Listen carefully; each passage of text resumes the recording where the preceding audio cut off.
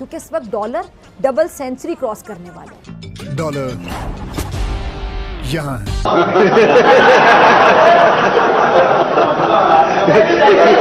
International rating एजेंसियों ने इस मुल्क की आलमी रेटिंग कम कर दी। मुल्क अनारकी में है, हालात सख्त तशवीशनाक हो चुके हैं। चावल जो इस देश की पहचान हुआ करता था, लेकिन महंगाई ने चावल को भी अपने घेरे में ले लिया। बिजली का तातुल ऐसा है कि तिब्बी अमले को अस्पतालों में टॉर्च जलाकर मरीजों का इलाज करना पड़ा।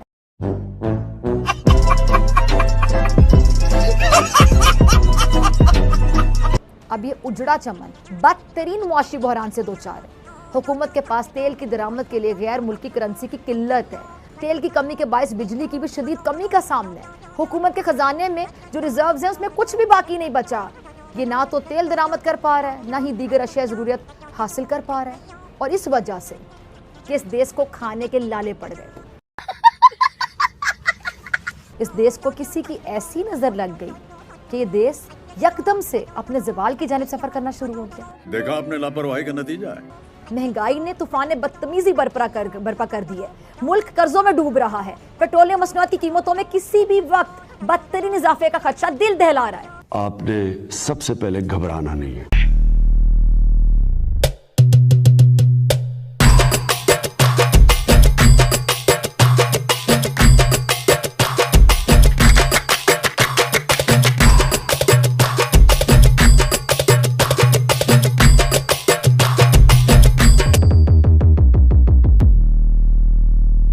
पाकिस्तान की एक महिला खातून है, उसका नाम है डॉक्टर फिजा खलीफा।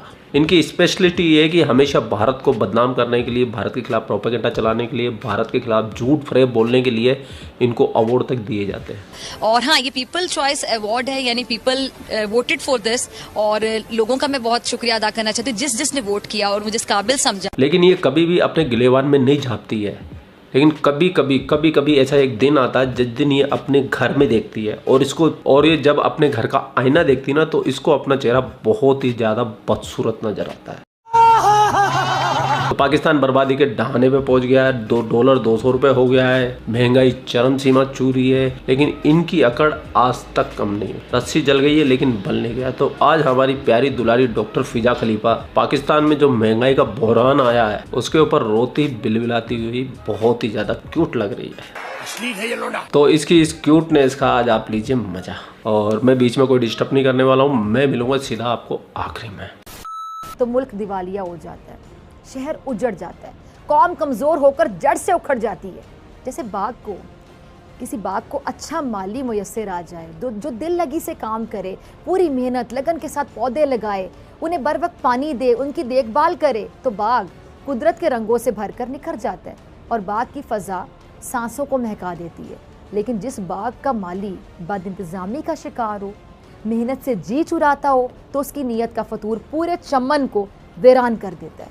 बाग का दामन फूल, दरख्तों और पौधों से नहीं बल्कि कांटों से भर जाता है।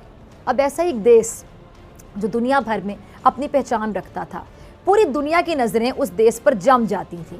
वो देश जिसके बारे में मशहूर था कि उस पर कुदरत और किस्मत की देवी शायद मेहरबान है, जिस देश की खूबसूरती पूरे जग को अपना दीवाना बना लेती थी, जिस देश को देखने के लिए दुनिया भर के सयाह किसी मकनातीसी ताकत की तरह खींचे चले आते थे। उस देश का जुग्राफिया अपने आप में एक जिंदा मिसाल हुआ करता था। गहरी बंदरगाहें जिसमें हर वक्त तिजारत की रौनक लगी रहती थी, जिसमें हर सू कारोबार की चमक दमक नजर आती थी। लोग इतने खुददार, इतने मेहनती, सलाहियतों से भरपूर कि पूछिए मत। ये देश खेल के मैदान में बहुत सरगर्म नजर आता था और उसने वर्ल्ड कप में भी अपना नाम बनाया, वर्ल्ड कप भी अपने नाम किया था। लेकिन शायद इस देश को किसी की ऐसी नज़र लग गई कि ये देश यकदम से अपने ज़वाल की जानिब सफ़र करना शुरू हो गया। और इस ज़वाल की वजह वो करप्ट हुक्मरान ख़ानदान था जिसने 2 दहाइयों तक उस मुल्क पर हुक्मरानी की। लेकिन उसके बावजूद वो मुल्क को तरक्की की शाहराह पर गामजन करने की बजाय इसको इस कदर तबाही के दहाने पे ले आया कि उस देश की मईशत ने खुद ही हाथ खड़े कर दिए।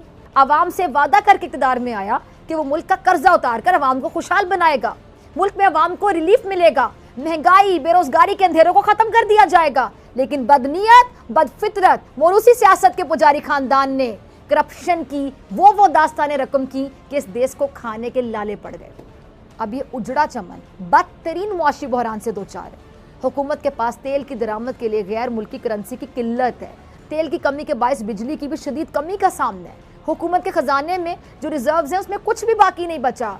ये ना तो तेल दरामद कर पा रहा है, ना ही दीगर अशिया ज़रूरियत हासिल कर पा रहा है, और इस वजह से मुल्क में बदतरीन अफरा तफरी की सूरत हाल है। महंगाई का सुनामी आवाम को गर्क करता चला जा रहा है। बिजली का तातुल ऐसा है कि तिब्बी अमले को अस्पतालों में टॉर्च जलाकर मरीजों का इलाज करना पड़ रहा है, वो भी ऐसे हालात में कि बहुत सी अद्वियात जो दरामद होती थी अब दस्तयाब ही नहीं है। चावल जो इस देश की पहचान हुआ करता था, लेकिन महंगाई ने चावल को भी अपने घेरे में ले लिया, और इसी का असर है कि चावल 93% तक महंगे हो गए हैं। इस देश के रुपए की कदर में शदीद तरीन कमी हो चुकी है। इस देश का एक और सर का दर्द $7 अरब से ज़ायद का कर्ज है जो इसे इस साल देना है। और मुआशी माहिरीन क्या बताते हैं कि हुकूमती बदइंतज़ामी, नाकाबिले बर्दाश्त कर्जे और टैक्सों में कटौतियों ने बहरान को मजीद संगीन कर दिया। इंटरनेशनल रेटिंग एजेंसियों ने इस मुल्क की आलमी रेटिंग कम कर दी। मुल्क अनारकी में है, हालात सख्त तशवीशनाक हो चुके हैं क्योंकि इस वक्त डॉलर डबल सेंचुरी क्रॉस करने वाला है। महंगाई ने तूफान बदतमीजी बर्पा कर दी है। मुल्क कर्जों में डूब रहा है। पेट्रोलियम मसनूआत की कीमतों में किसी भी वक्त बदतरीन इजाफे का खदशा दिल दहला रहा है। लोड शेडिंग, बिजली का बहरान शिद्दत इख्तियार कर चुका है, और इस बदइंतजामी और नाअहली की वजह भी नीयत का फतूर, बेईमानी है। हमारे मुल्क पर इस वक्त ऐसे हुक्मरान मुसल्लत हैं जिन पर अरबों रुपए की करप्शन के इल्ज़ाम है। ये भी श्रीलंका की तरह मौरूसी सियासत का शिकार रहा है। ऐसे खानदान जो 3 दहाइयों से ज़ायद अरसे तक इस मुल्क पर हुकूमत करते रहे, लेकिन कहने वाले कहते हैं कि एक खानदान ने खास तौर पर हमेशा इक़्तिदार पर विराजमान होकर मुल्क को 2-2 हाथों से लूटा, बड़ी बेदर्दी से लूटा, अपने ही मुल्क को बड़ी बेदर्दी से लूटा। ये खानदान अपने आप को खुशहाल करता चला गया, अपने माल में, असासों में इजाफा करता चला गया, लेकिन मुल्क की आवाम बेहाल होती चली गई। इस हुक्मरान टोले ने भी रजीम चेंज में सहूलतकारी करके ज़बरदस्ती की हुकूमत हासिल की, और तब से अब तक मुल्क दिवालिया होने की तरफ तेज़ी से बढ़ रहा है। तो दोस्तों, पाकिस्तान में महंगाई का बहरान छाया हुआ है। पाकिस्तान बर्बादी के कहाने पे चला गया, लेकिन ये लोग हैं कि कभी सुधरते नहीं है। हमेशा भारत के खिलाफ प्रोपेगेंडा चलाते हैं, भारत को बदनाम करने के चक्कर में लगे रहते हैं। कल परसों इसने एक प्रोग्राम किया था भारत के ऊपर, जिसमें अनाप शनाप अन शन जो भी मुंह में आया वो सब बका इसने भारत के खिलाफ, मोदी के खिलाफ, भारत के खिलाफ, हिंदू के खिलाफ। इसके वहाँ पे 2 सरदार जी को कत्ल हो जाता, लेकिन बंदे की जुबान खुल जाए कतई नहीं। तो अब आप लोगों की जिम्मेदारी ये बनती है कि आप पाकिस्तान को और फिजा को पहलते हुए धमाधम चौके छक्के वाले कमेंट कर दीजिए। और एक चीज़ और, अगर आप वीडियो को लाइक करते हो तो मत कीजिए, आप अगर चैनल को सब्सक्राइब करते हो तो मत कीजिए, लेकिन एक शेयर जरूर से कर दीजिए। आप लोग अपना ख्याल रखिए। आपका भाई आपके लिए 5 मिनट से रिलेटेड वीडियो लाता रहता है। जय हिंद, वंदे मातरम, जय श्री राम, जय श्री राम, जय श्री राम।